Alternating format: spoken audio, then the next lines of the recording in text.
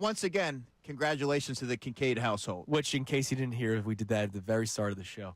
I was out with a sick kid. Oh, you weren't working yesterday either. I'm guessing John was happy yesterday. No, I heard him talking about how they don't miss him. He's missed 17 games. They're actually better without Dallas Goedert in those 17 games. Oh, so, I didn't hear that part. Wait, this was yesterday? Yeah, yesterday, yep. I thought he'd be happy because they reworked the deal and he's not getting paid as much. I'm sure he's happy he's back, but he was kind of indifferent about Dallas Goedert being on this team or not. Wow, see, I'm thrilled.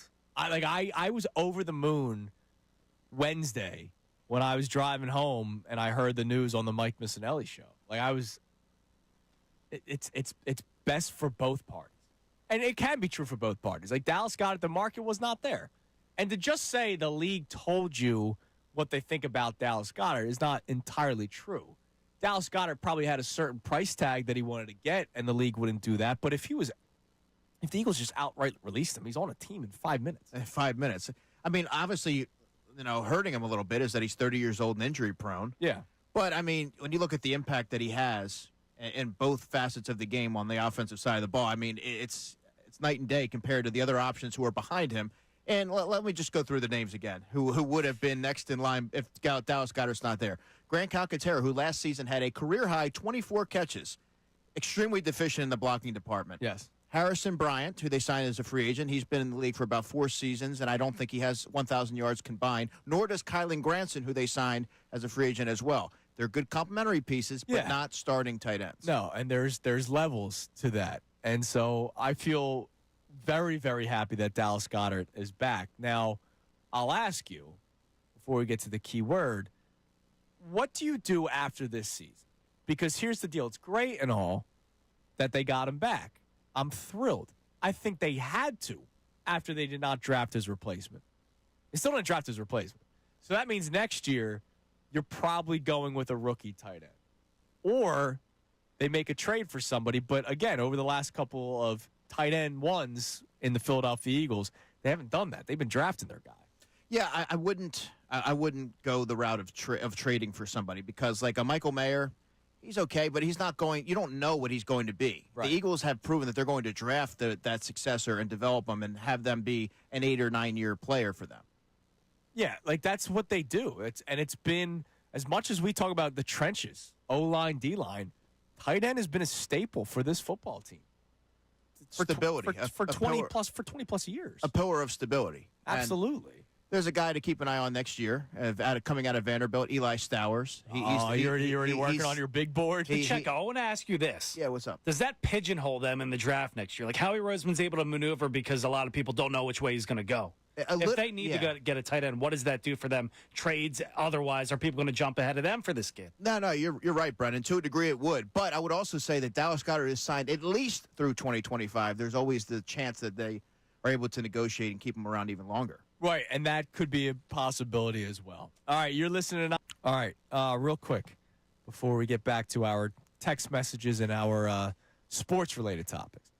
One more thing on this Mother's Day thing, because we have people believing that if you own a pet, you celebrate Mother's Day. That's pure fiction. On Sunday.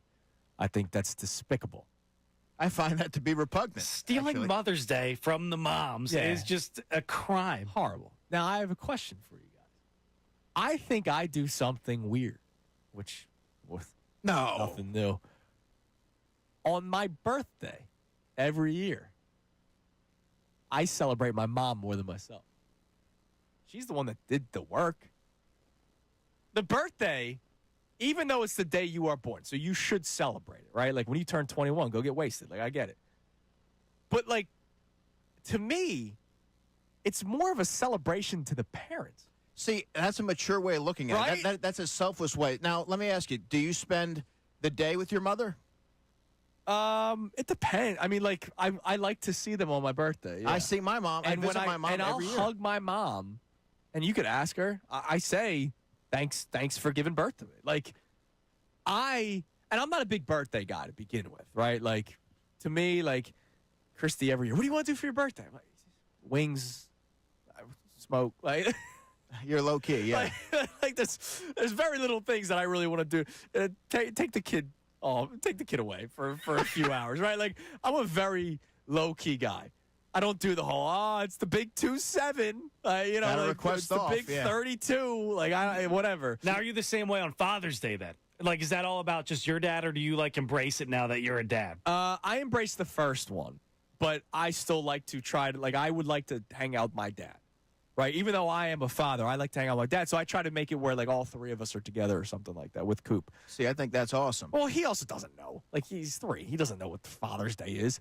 So I celebrate my parents on my birthday. I actually will spend my birthdays with my mom. I'll go and visit my mom, too. So if you're weird, then I'm just as weird. But I think there are people that don't do that.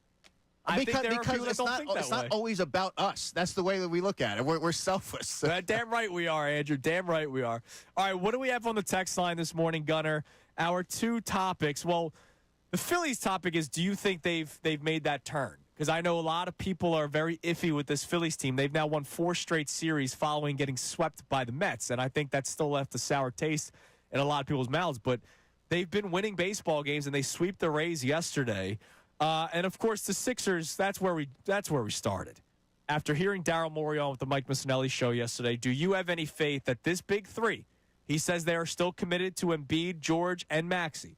Do you believe this big 3 and Daryl Morey himself can still win something? Just so you guys know, around 8:25, I'm going to roll through a bunch of clips. We used to do our Monday morning radio host segment after Eagles games where we would play a bunch of clips from Nick Sirianni and we would do quick reaction to it. We'll do the same thing around 8:25 with this Daryl Morey interview with the Mike Missanelli show. But what are the people saying about any of our topics so far this morning, Gunner? No name on this guy from the 609. He says the Embiid era in the Sixers as the lead guy is over. His knees are shot. They're not going to get any better. PG ain't getting any younger. I love Maxey, but he's not the guy. It's over. At this point, the longer they hold on and believe that Embiid can lead them to a victory, the longer they're delaying the inevitable. It's time to move on. Which is why I keep on doing the whole Shaq Miami Heat version of Joel Embiid. And, oh, by the way, he'll do more than Shaq in terms of what his offense can do more. Right? I'm not saying he's Shaquille O'Neal, but he can obviously step outside. He can play from the block. He can do so many things for this team. But maybe the constant every possession ball in his hands, you take that away a little bit, and maybe that conserves him a little bit for down the road. Obviously, one fall down, one tweak of the knee, and we're back to the same story every single year, which is a dangerous game to play, though. Yeah, it absolutely is. But I'm just hoping that because I don't think they will move him, nor can they move him. Well, they can. You're just not going to get much for it. I think if he just takes a little bit of a lesser role, and he'll still have his nights where he drops 40, but let